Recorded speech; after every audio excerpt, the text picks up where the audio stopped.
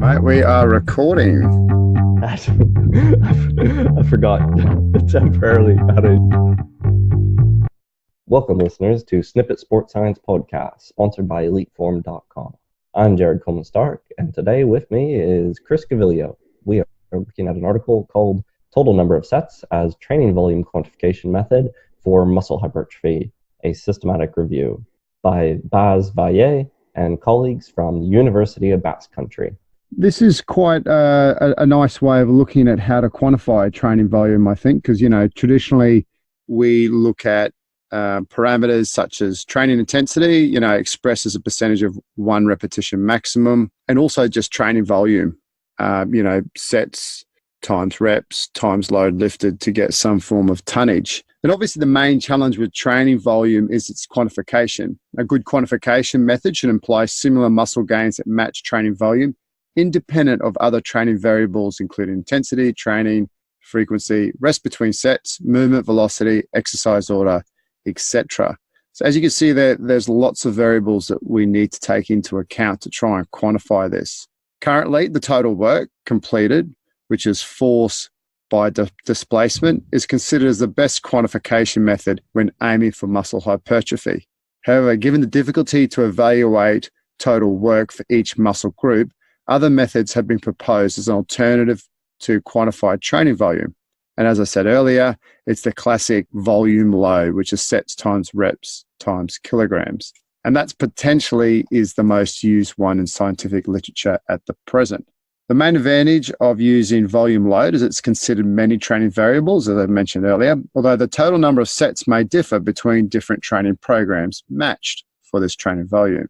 This contrasts with previous research, which suggests that similar muscle gains can be achieved when an equal total number of sets are completed close to muscle failure, independent of the number of repetitions and weight used. Here, I'm going to emphasize, once again, it's the total number of sets completed close to muscle failure. And that's going to be an important theme in this whole systematic review. And just as a side note, they said it's quite hard to actually calculate total work. As Jared and I have spoken about before, we're actually sponsored by EliteForm.com, and this is not a direct reason why we selected this. That's actually a function that they've now got on their system.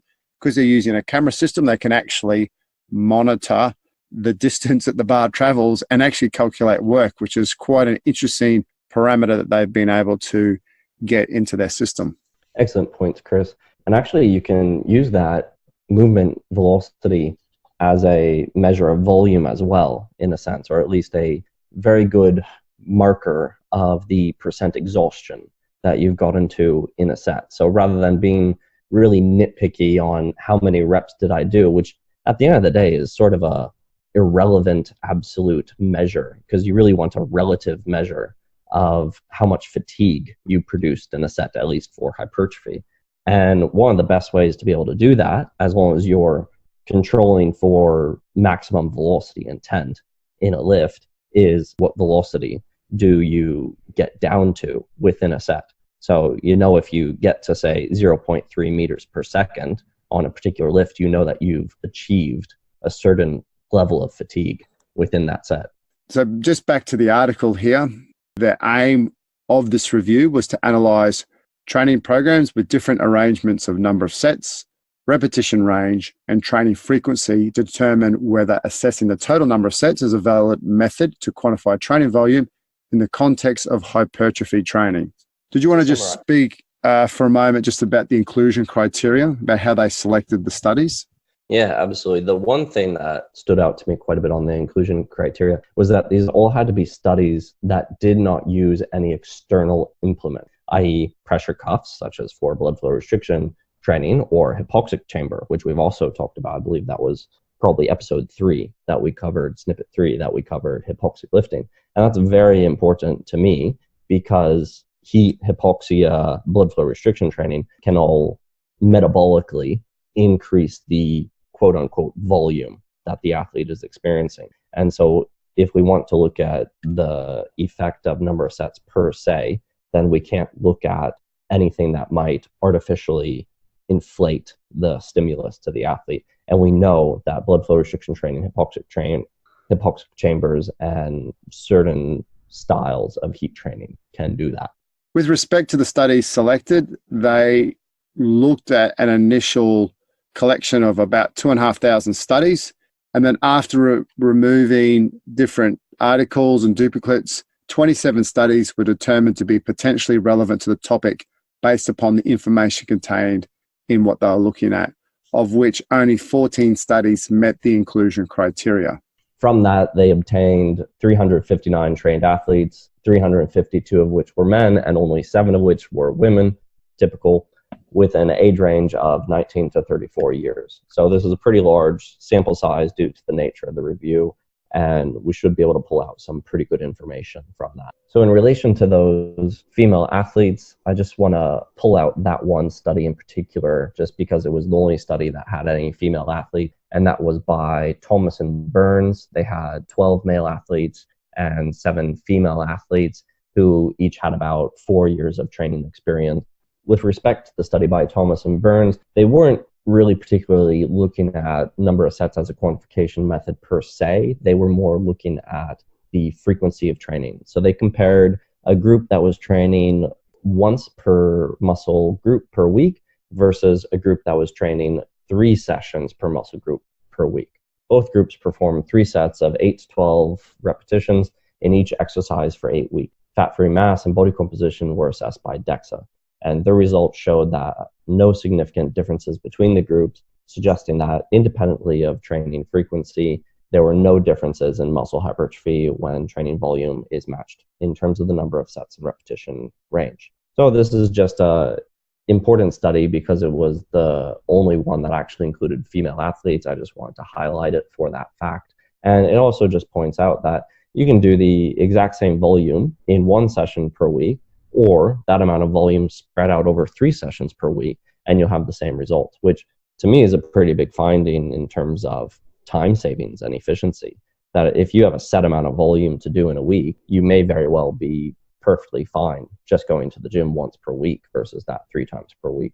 Also, perhaps we should have said this a little bit earlier, but figure 2 is really good in terms of the proposal of training volume quantification using the total number of sets. So this is how that is it 1 or is it 3?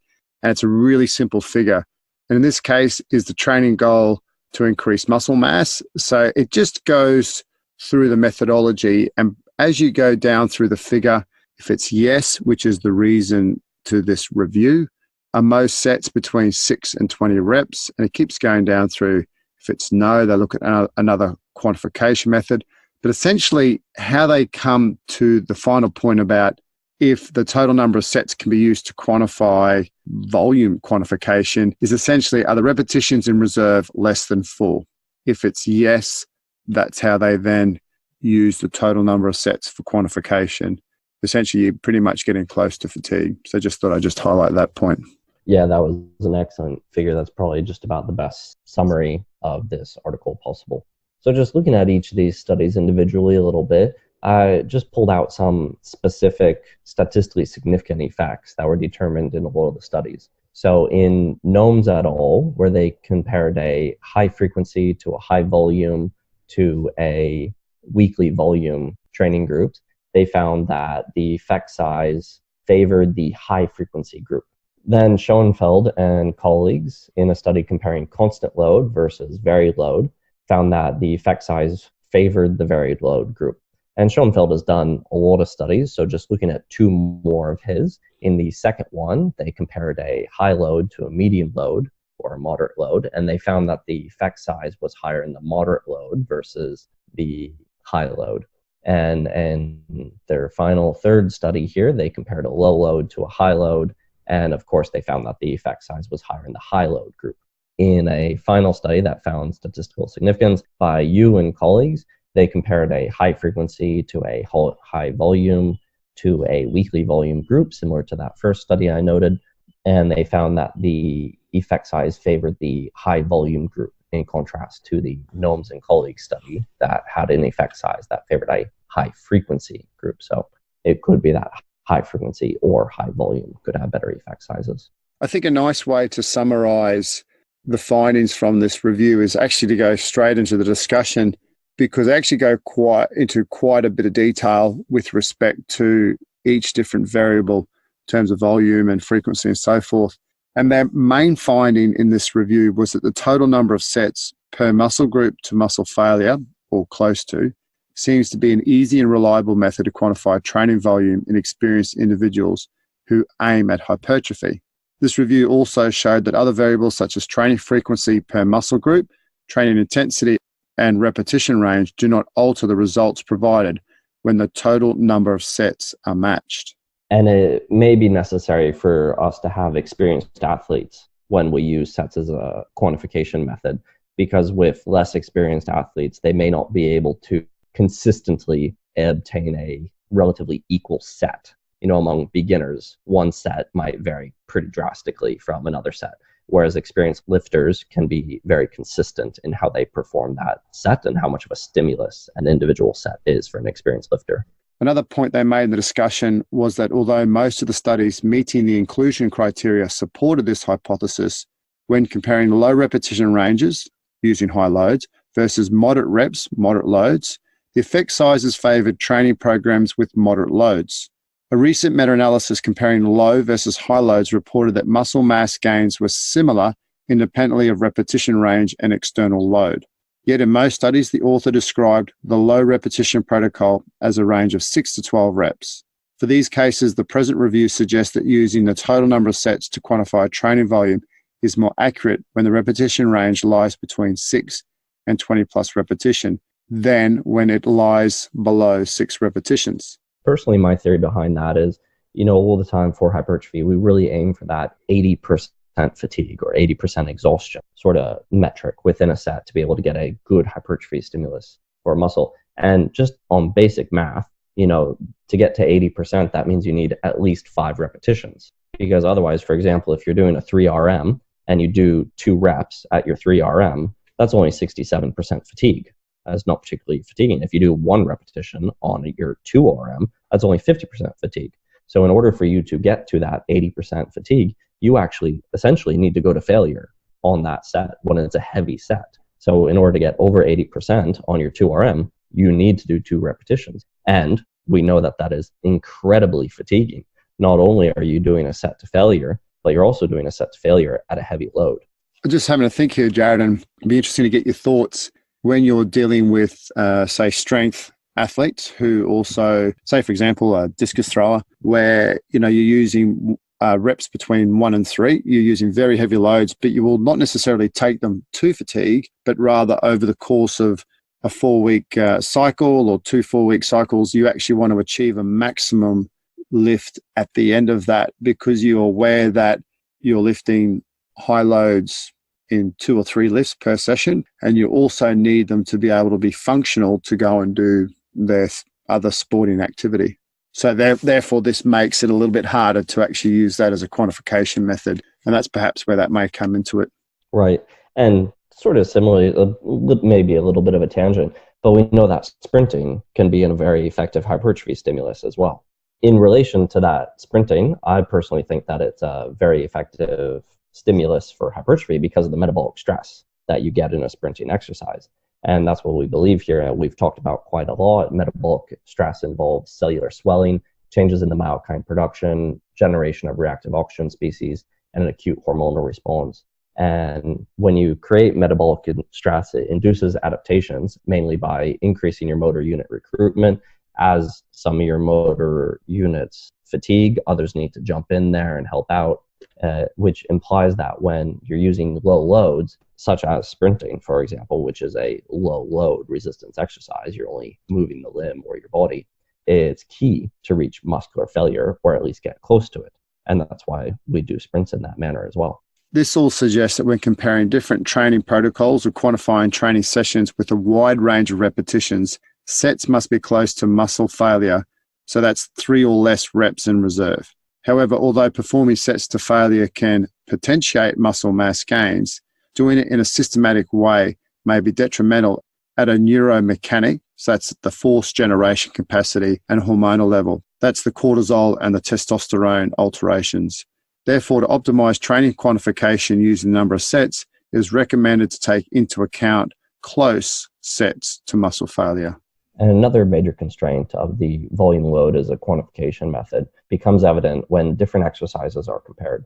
For example, if we use volume load to compare leg press and squats at an equivalent relative intensity and using the same number of sets and repetitions, such as to failure, then the total tonnage and thus total weight will always be higher for the leg press because you can simply move more in a leg press than a squat.